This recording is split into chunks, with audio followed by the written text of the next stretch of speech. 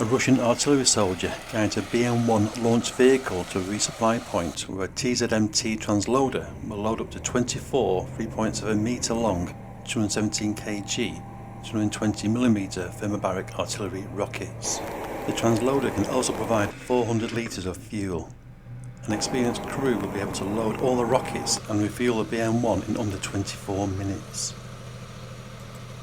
Both the vehicles are built around a chassis of the T-72A tank.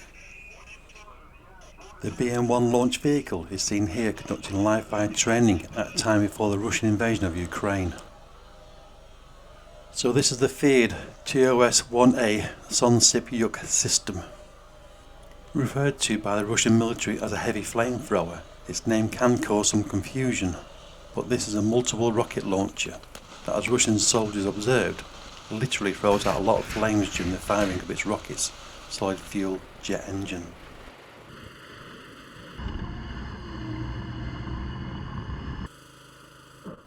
Somewhere in Ukraine, a Russian BM-1 launch vehicle leaves the relative protective cover of a woodland area and takes up a fine position on a surface road. The launcher, with the now familiar Russian Z identifier letter painted on its side, is conducting operations against Ukrainian troop positions.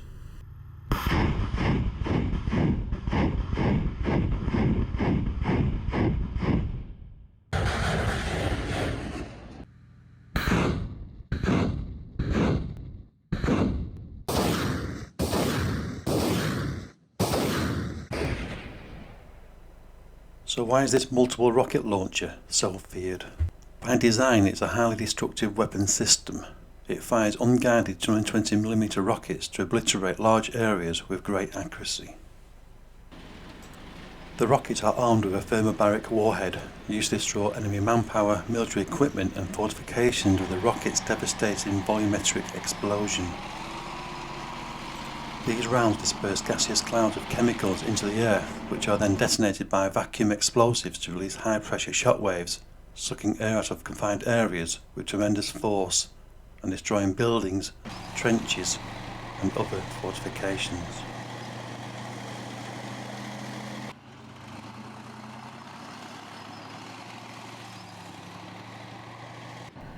Troops and equipment caught in open ground do not fare much better.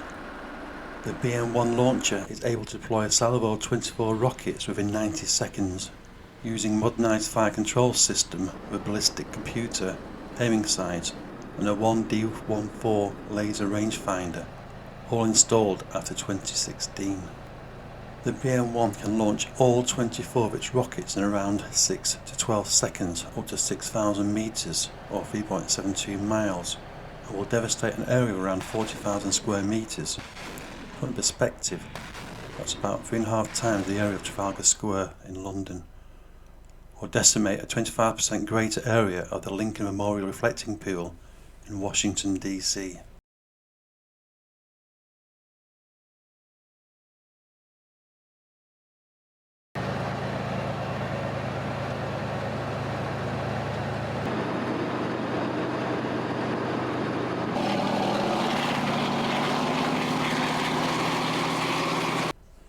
The TOS-1A weapon system's BM-1 launcher does have its shortfalls.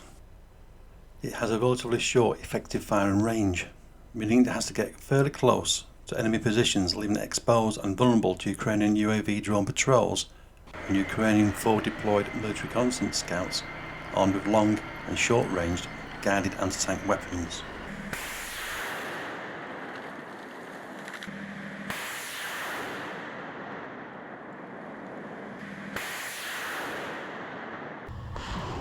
The BM-1 launch vehicle is slow. Weighing in at 45.3 tonnes and at 33 feet long, it can only reach speeds, even on good surfaces, of 37 miles per hour and uses a lot of fuel. Even in the early stages of the war, news began to appear of Ukrainians capturing an abandoned TOS-1A system fully intact. The assumption is both vehicles had run out of fuel and the weapons system was then abandoned. Seen here is footage of Russian soldiers refuelling a range of vehicles, as ever a battlefield element critical to fighting a war. So far, it's understood that the Ukrainians have either destroyed or captured as trophies of war 10 BM-1 launch vehicles and a number of TZM-T transloaders. We don't have any official figures of total numbers of Russian TOS-1A systems deployed or still operating at workable condition, but we do know the Russian military wired an urgent request earlier in the year for more of the TOS-1A systems when the manufacturer, the Omsk Transport Machine Building Plant, who have confirmed shipped a batch of TOS-1A to the Russian Ministry of Defense ahead of schedule in late September 2022. Even with the loss of so many TOS-1A systems, the Russian military relies more on Ukrainian multiple launch rocket systems, a 220mm multiple rocket launcher deployed and positioned at the rear of Russian advances.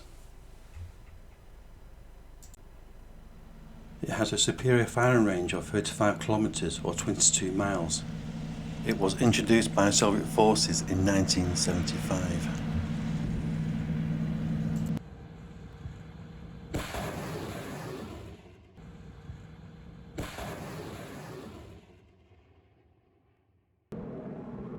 Even the ever-present Grad BM-21 MRLS, manufactured and employed in vast numbers, is capable of hitting many types of targets with its array of 122mm rocket variants.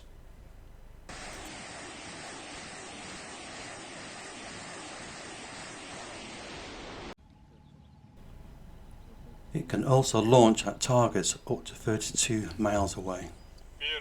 One battalion of 18 Grad launchers is able to deliver 720 rockets in a single volley. The rockets explode over a predetermined area. Indiscriminate, it aims to destroy everything, giving a high probability of a certain hit rate on a specific target.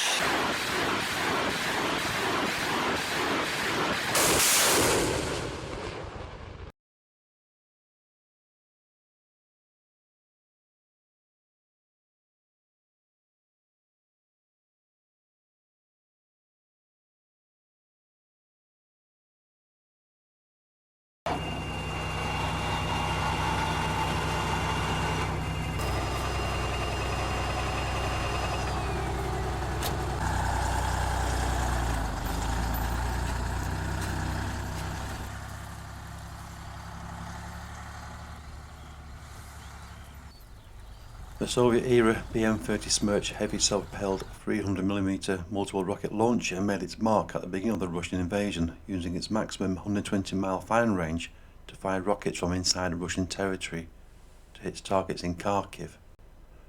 Russian forces by the end of July 2022 are said to have fired over 3,500 guided missiles and rockets, as well as an unknown number of mostly Soviet-era unguided rockets, as used by the Grad BM-21, BM-30 Smerch and BM-27 Uragan at Ukraine military and civilian targets. This large-scale assault resulted primarily in shortage of guided missiles and rockets. After all, the Russian commanders had only planned for a 2-week campaign to overrun Ukraine and depose its government. The ability to resupply guided rockets and missiles to Russian units in Ukraine had been severely degraded. Western sanctions and a worldwide semiconductor shortage, an essential part needed to manufacture replacement Russian weaponry, such as guided missiles and rockets, combined with Ukrainian forces targeting ammunition dumps and disrupting supply routes by destroying key bridges with deadly accurate Western weaponry, had resulted in Russian artillery units reduced to critical levels of supplies and relying on very old Soviet-era munitions. The tide of war appears to be turning against Russian forces. Even the arrival of replacement TOS-1A systems is likely to be too late as Ukrainian forces continue getting back territory. Rapid and significant gains have been counted in Ukraine's counter-offensive in the south, in particular with advance in the Kherson region. Dozens of settlements have been liberated across 4 regions that Russia had only just annexed a few days earlier in October 2022. It's very likely the Ukrainians will gain many more war trophies, including more of the TOS-1A heavy flamethrowers. Thanks for watching.